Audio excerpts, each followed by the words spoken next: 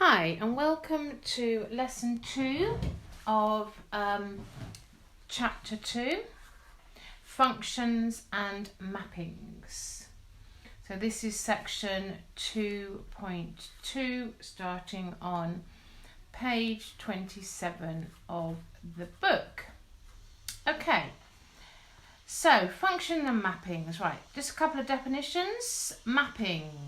A mapping changes one set of numbers into another set of numbers, and in the book on page 27 it shows you a picture of mappings. Okay, it's basically just a number machine. Okay, and a function, right, the definition of a function, which is what we're going to focus on today, is if the mapping changes every input into a distinct, i.e. just one output, then it's a function. Okay, now there's two different types of functions. We can have one-to-one or we can have many-to-one, and I'm going to talk more about those in a sec. So for example, if we have this function here, y equals 2x plus 1, and we're going to look at what type of function this is. Okay, now if I was to draw this y equals 2x plus 1, I would get it goes through plus 1 here, goes through negative a half here. I would get this. I would get a line graph. Okay, so it's a line graph. Now what happens here is, this is my x, this is my y. Every value of x, every value along here maps onto, okay, one value of y on my line. Okay, so for example, if I take this value here, it maps onto one value of y. If I take this value here, it maps onto one value of y. So what this type of function, well, it's a mapping, and the mapping is a 1-to-1 mapping, and that means that every one value of x goes to one value of y. Now, a 1-to-1 mapping implies that we have a function. That's the definition of a function. Because every input goes to one distinct output. Okay, that's what a function is. Okay, so let's look at another example. Let's look at y equals x squared. Okay, so y equals x squared. If I was to plot y equals x squared, I will get this. So every value of x does map to a value of y. But in this case, if I just use some different colours, if I take, say for example here, x is minus 2 and x is 2, they both map onto the same value of y, i.e. 4. Okay, so what we call this type of function is a many-to-one type. A many-to-one. Okay, so we have got every value of x mapping on to a distinct value of y. So this is also a function. So functions can be many-to-one. Okay, let's look at the next. Y equals 1 over x. Okay, so we know that y equals 1 over x is like this. So all our values of x will map onto a value of y apart from when x equals 0. X equals 0 does not map onto the function. We get an undefined answer. So this is a one-to-one mapping. It's a one-to-one mapping. Okay, because every value of x goes to one value of y. However, this is not a function.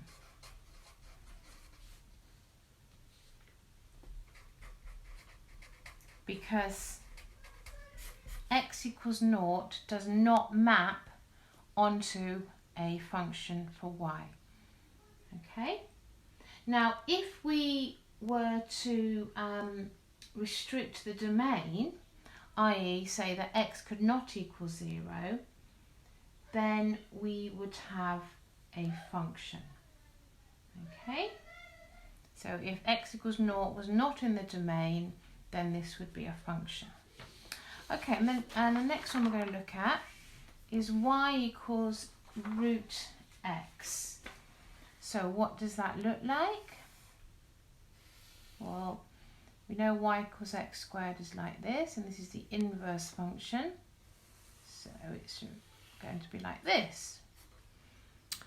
Okay, now what type of mapping do we have here? Well, let's say I took my value of x equals 4. Well, we know the square root of 4 can either be 2 or it could be negative 2. Yeah? So this type of function, this type of mapping is a one-to-many. One-to-many mapping. i.e. one value of x maps onto more than one value of y.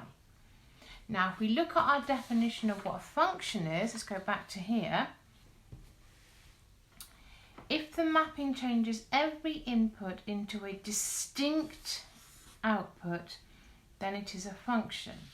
However, this one, the input, okay, changes to 2 outputs, so not distinct.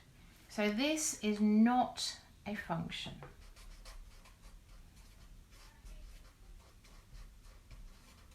Okay, for the values of x between 0 and infinity. Okay,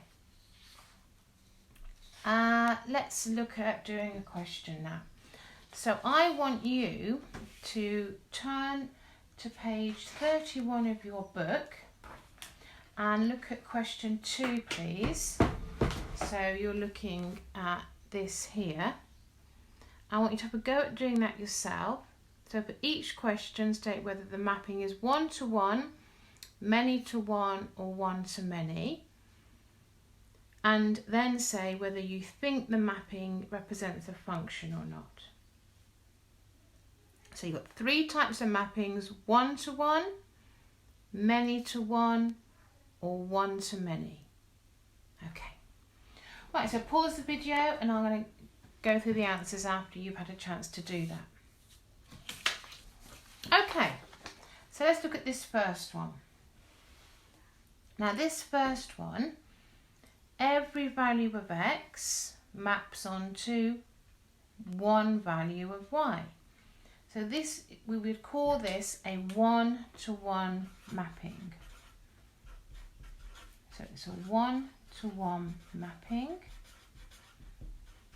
And therefore, because every value of x maps onto a distinct value of y, therefore it is a function. Okay, this linear graph, every value of x maps onto one distinct value of y. So this is a one-to-one mapping, and therefore is a function. Okay, C. Well, we looked at this one just recently, where y is the root of x. We've just seen that one. This one, one function, one value of x will map to two different values of y. Yeah? So this is a this is a one-to-many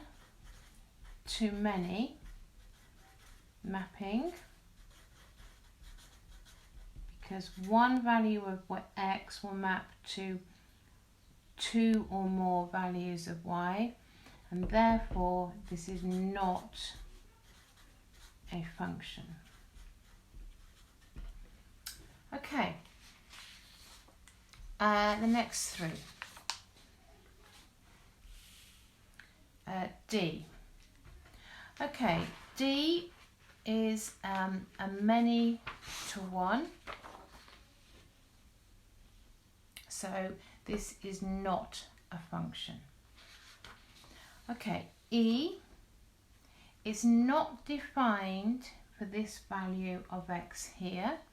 So therefore it's definitely not a function, because it's not defined for one of the values of x. And it has to be defined for all values of x. And this is a one-to-one. Yep, a one-to-one function.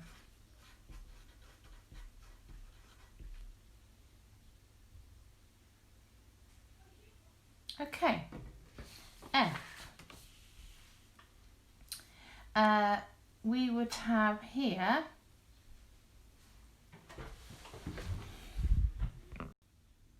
okay, so F, this is a many to one mapping, and that because we have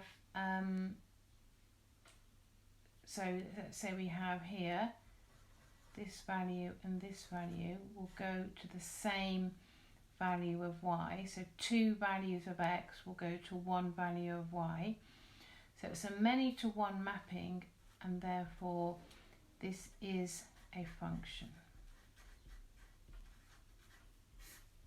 Okay, so functions can only, mappings that are many to one and one to one are the only ones that can be functions. Okay, so that's your key point here. So only one to one and many to one mappings can be functions.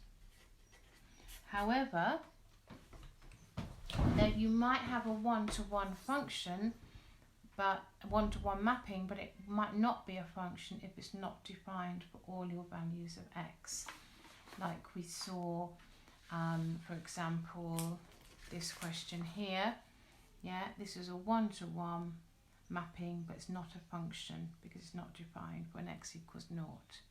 So it has to be defined for all your values of x. Right, so next. We're going to look at range and domain now. Okay, so you have done this in Pure 1. We are just going to elaborate a bit more on that now. So, find the range for each of these functions. Okay, now what you have here are just 4 values of x that are in the domain.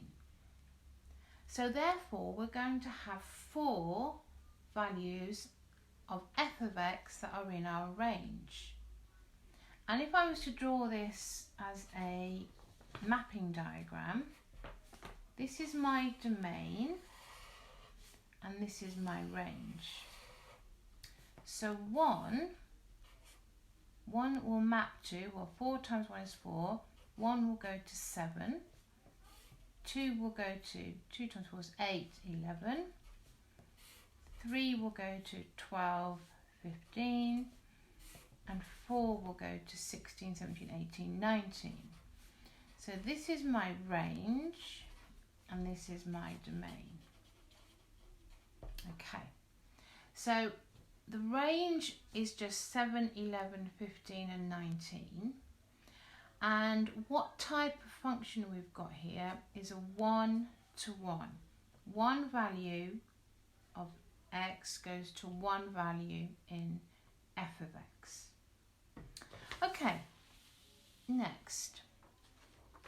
This is saying this is what my mapping is. G of x is x squared plus 3. And my domain is all the values of x between -4 and 4. So if I was to plot this graph, what would it look like? Well, I know y equals x squared plus 3 will be looking like this, going through 3 here. Okay, now my end points will be when x is -4 and 4, and the value that g of x will take, well, 4 squared is 16, will be 19. So that's what my diagram would look like. So the range of g of x will be g of x will take all the values between 3 and 19. Now it can equal 3, but it can't equal 19. Yep, so g of x, the range of g of x will be this here. So g of x can go between, this is my range, and this is my domain. Okay, so domain, x is between 4 and -4. Range, you can see, is between 3 and 19. It can equal 3, but it can't equal 19. Why can't it equal 19? Because -4 and 4 are not in my domain. Okay, next one. So you've got h of x equals 1 over x, and your domain is x belongs to all the real numbers, and x is between 0 and 5. So let's see what that looks like. Well, we know 1 over x is this, looks like here. We've got no negative values of x, so I'm not going to draw that on here. X has got to be bigger than 0 because it is undefined for 0. And it stops when x is 5. So when x is 5, my value here will be a fifth, my value for h of x. So my domain is this way, all the values between 0 and 5. It can equal 5 but not 0. And then this is my range. So how can I write my range? Well, h of x, well, you can see that the smallest value h of x can be is 1/5. And this goes on forever and ever and ever and gets higher and higher. So h of x is anything bigger than or equal to 1/5. Okay? Right. Next. This is the last part of this lesson. Piecewise defined functions. Now, what that means is for different values of x's, we have different functions. So let's look at what this sketch looks like for this piecewise function here. Now this example is on page 29 of the book as well. So I'm going to draw So for x is less than 1, so 1 obviously is a critical value. For x is less than 1, this is the value that my function takes. So when x is 0, it goes through 5. When x is 1, it would be 5 minus 2 would be 3. Now it's not actually going to, I'm going to put an open circle there because it can't actually equal 3. So I've sketched here f of x is 5 minus 2x for all my values where x is less than 1, but it can't actually equal 1. Okay, all my values x is greater than or equal to 1. Well, when x is 1, I have 1 plus 3 is 4. So it's going to start here. Now it can equal 4. Okay, so if I just put 4 here, it can equal 4 because it can equal 1. And if I was to sketch x squared plus 3, it's going to be a quadratic like this. So this is just going to carry on as a quadratic. So I've sketched my piecewise function. Okay, this part is, well actually it's not, it is a function because it's defined for every value of x, isn't it? And it's a one-to-one function, yeah, so it is a function. Okay, next, find the range of f of x. So the range of f of x is all the values here. If I get a different colour.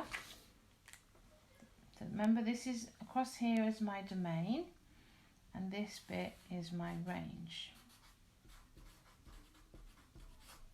Now, when x is 1, we've got 3 here. So my range takes on all the values greater than 3. So I'd write that as f of x takes on all the values greater than 3. It can't equal 3 because this is an open circle, because when x can't equal 1 for this mapping here. Okay. And then the last question says solve f of x equals 19. Well, when f of x equals 19, I'm looking at this part of the graph, because actually I'm looking at both of them, apologies. Okay, because 19 will be up here and it's going to intersect both the linear graph and the quadratic. So I'm going to solve, excuse me, 5 minus 2x equals 19 to find, so if I just draw a line, imagine this is 19 here, to find where point A and this is point B here. So when the linear graph intersects at 19. So this is point A. So if I just solve that, so I'll have negative 14 equals 2x, implies x is negative 7. Oh, which makes sense because x has got to be negative here. So x equals negative 7. And then when does the quadratic equal 19? So x squared equals 16. So x is the square root of 16, which is plus or minus 4. However, x can only be 4 because it can't equal anything that's not in this domain here. So my only valid answer is x equals 4 for point B. Okay, so that's the end of my explanations. I would like you now to have a go at these questions. this will be written on your Show My Homework. Do some nice sketches please, and your teachers will look forward to getting your work. Take care and have a lovely day.